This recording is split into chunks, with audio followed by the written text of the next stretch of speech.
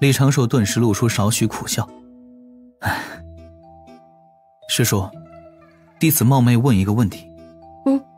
你问。李长寿仰头长叹。唉，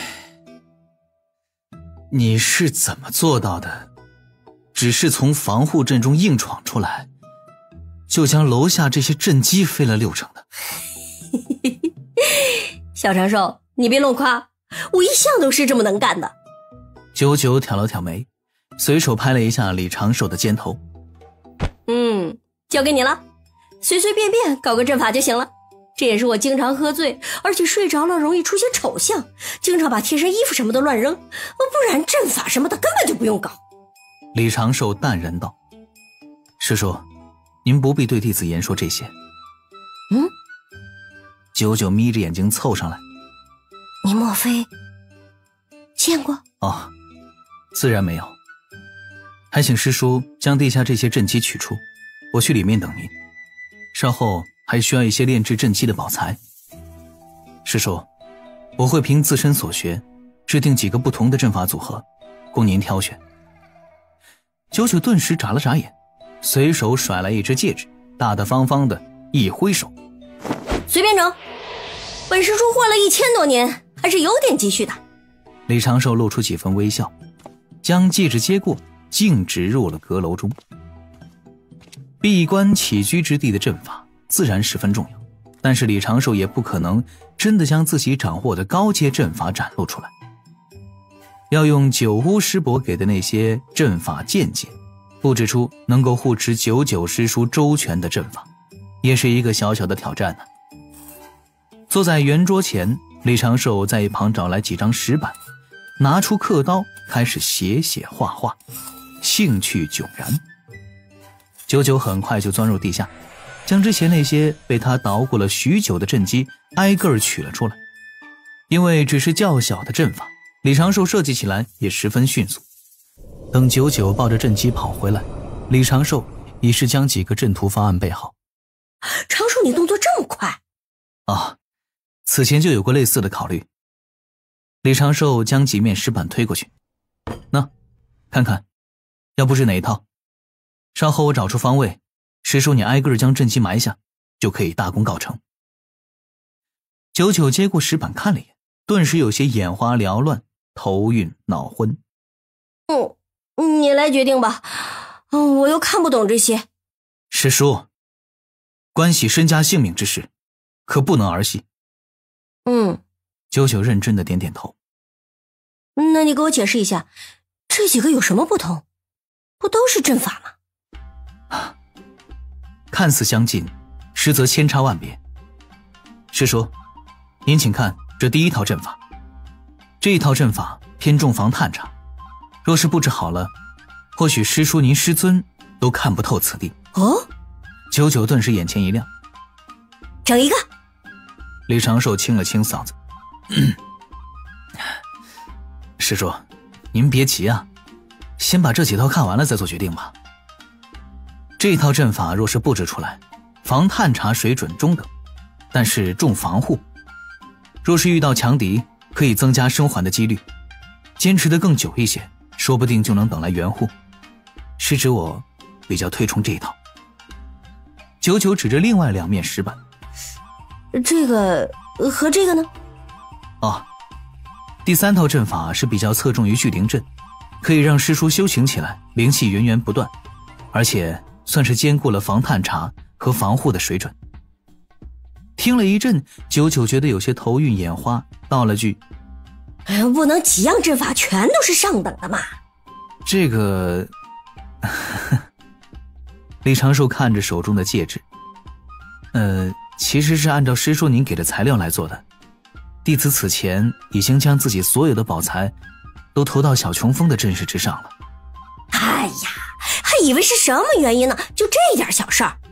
九九轻哼了一声，又摸出了一只手镯，一只宝囊，拍在李长寿面前。全都照着上等的整。当真？当真。九九掐腰道了句：整就是了。区区一个阁楼的阵法，还能将我1000年的家底全都用光了不成？但是很快，九九的心境就开始出现了微妙的变化。李长寿将他积攒多年的宝材都取了出来，分门别类的布置好，像极了炼丹之前整理药材。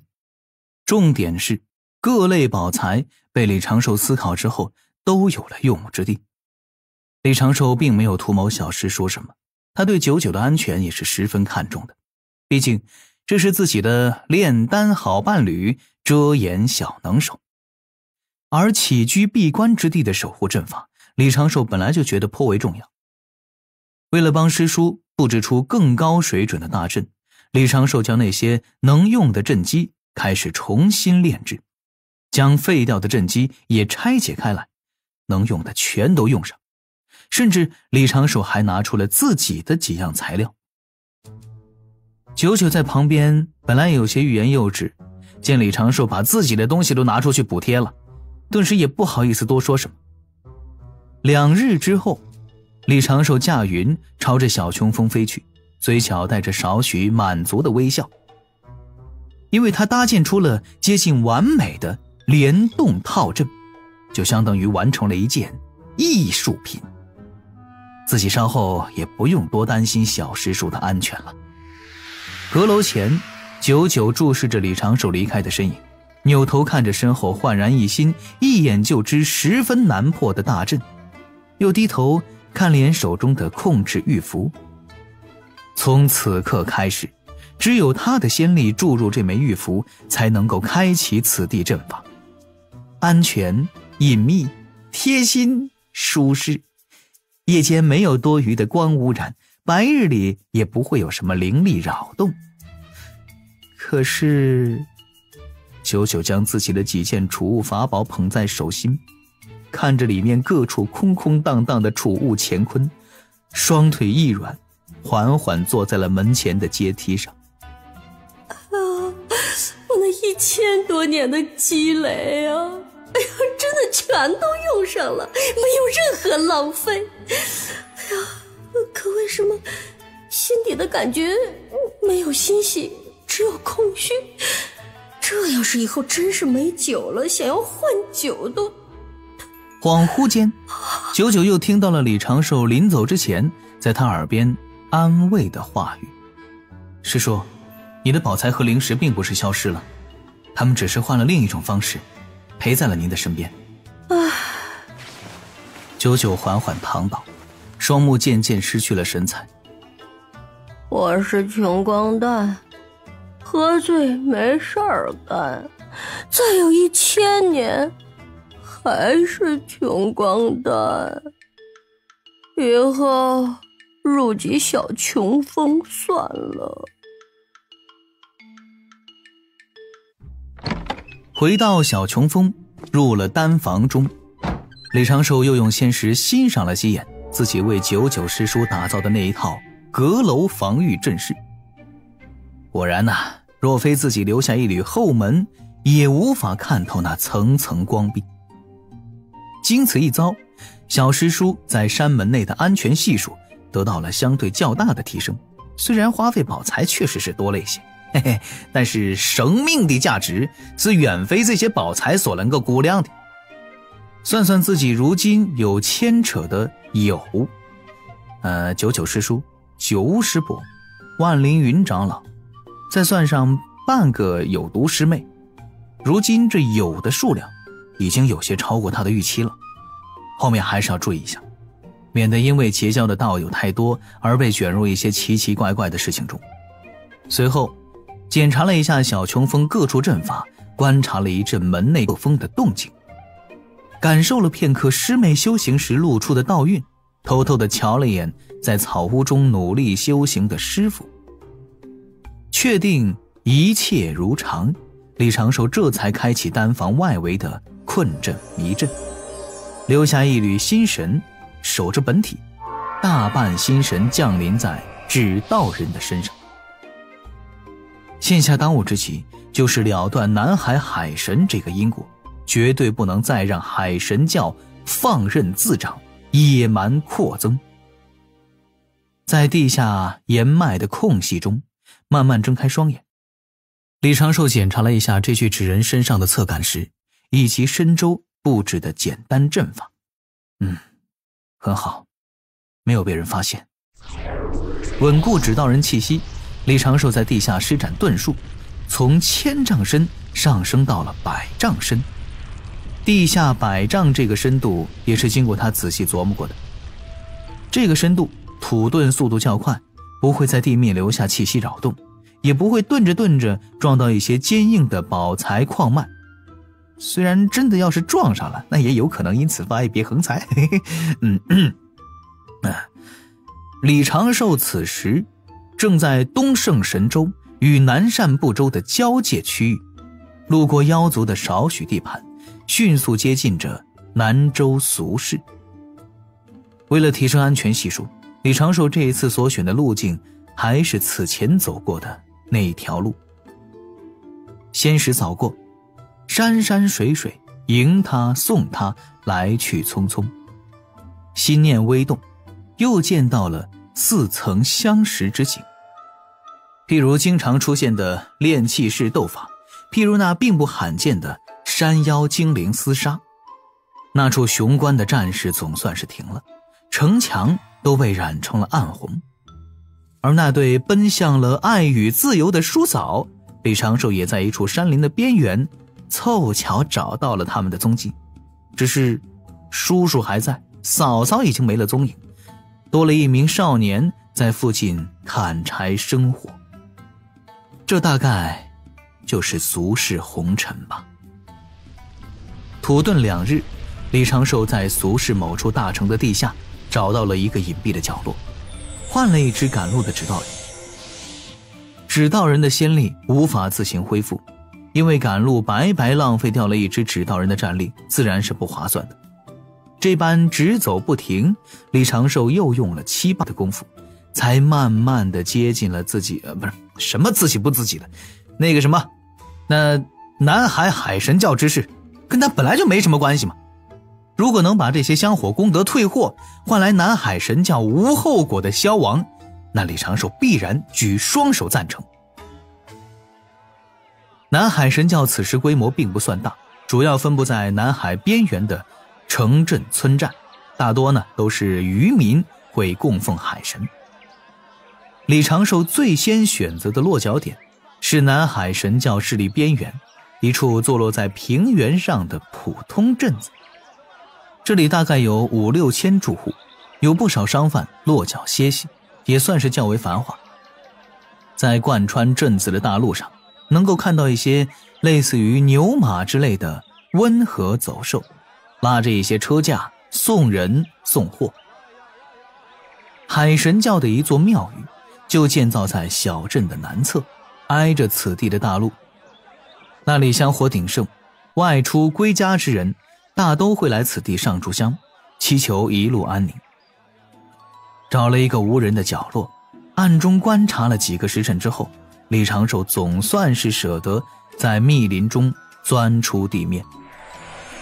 此时这只指道人的形象是一名白发白须、慈眉善目的老道士，一身灰白色洁净长袍，头束道箍，端着拂尘，走路都如同飘在地面，像是一位仙气满满的世外高人。李长寿先在镇子中逛了逛，不少凡人都对他投来视线。此地算人族俗世的边缘地带，民风比较淳朴，大家对于这种形象的炼气士所见的也不多，眼底都带着几分好奇。除却好奇，镇民们也展露出了自己的热情。路过包子铺，有商贩送来热气腾腾的包子；走过茶馆前，又有跑堂的小伙端着一杯热茶笑着打招呼。偶然路过一处雅致的小木楼，上面的一扇窗被推开，有一只撑窗的短棍不小心落了下来，窗后的小娘子掩口轻笑。李长寿浑然不见，漫步而过，渐渐地靠近了南海海神的庙宇。这庙修的并不算是气派，其实呢就是一座四四方方的院子，在院子里面立起了一尊丈高的石塑。入了院门，李长寿仰头看着这一尊面容身形与自己本体样貌十分相近的神像，心底也是一叹。也是自己本领未到，还没有修成让人记不住他形貌的神通。当时被天劫天罚轮番劈砍，身受重伤，又陷入飞升感悟之中，李长寿确实是无法顾得上这些细节，只能在此时想方设法的来补救补救。哟，您从哪儿来呀？院子角落突然传来一声招呼，有一个身形偏矮偏瘦，身穿一身脏兮兮道袍的炼气士小跑着赶了过来。此人的修为似乎只有炼气境3阶，仅能勉强施展一些威力微小的术法。他在院子角落摆了一个求卦解卦的摊位，顺道卖一些价格不等的长香，应该是在此地混口饭吃。但是李长寿却浑然不敢大意，这个人有可能就是西方教安插的眼线，还有可能是颇为厉害他也无法看透的高手。尽管后面这种情况的概率并不算特别大。总之呢，步入海神教的影响范围，李长寿会时时刻刻提醒自己必须要事事小心。这位老卦师快步走来，离着还有3丈，李长寿就已经做了一个道揖。这位道友贫道有礼了。这个老卦师先是愣了一下，那双不大的眼珠子转了一圈，立刻像模像样的做道揖还礼，笑道：道友多礼，道友多礼。道友您这是从哪里来呀？来我们这小庙有何贵干？贫道远游至此，见此地香火鼎盛，但是这庙里的这一尊神，贫道却是从未听闻过，心中有些纳闷，便过来瞧上一瞧。